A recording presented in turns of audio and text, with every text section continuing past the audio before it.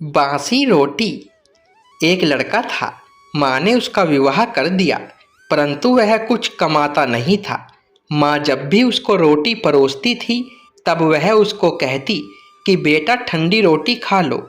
लड़के की समझ में नहीं आया कि माँ ऐसा क्यों कहती है, फिर भी वह चुप रहा।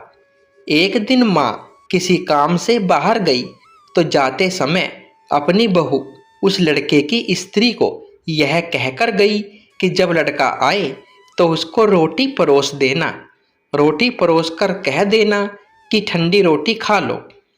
उसने अपने पति से वैसा ही कह दिया कि ठंडी रोटी खा लो तो वह चिढ़ गया कि माँ तो कहती ही है, यह भी कहना सीख गई।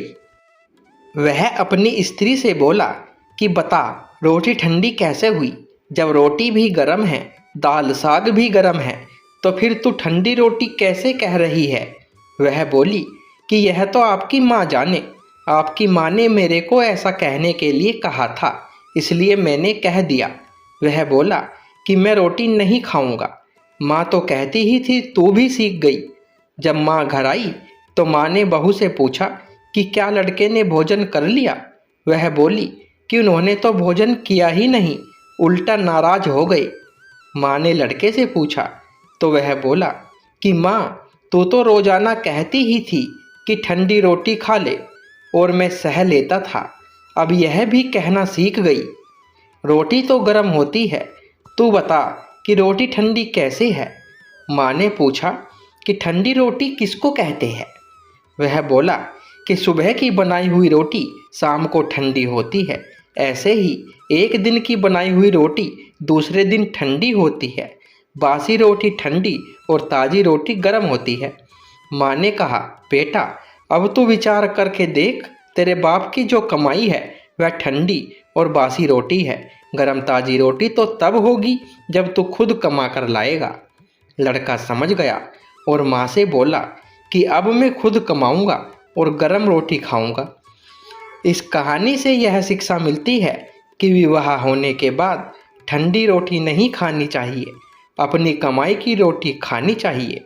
जब भगवान राम वनवास गए तब रावण सीता जी को ले गया। किसी भी रामायण में यह सुनने को नहीं आया कि राम जी ने भरत को समाचार दिया हो कि रावण मेरी स्त्री को ले गया है, तुम मेरी सहायता करो। कारण यह है कि राम जी इस बात को जानते थे कि विवाह किया तो स्त्री की रक्षा करना मेरा कर्तव्य है।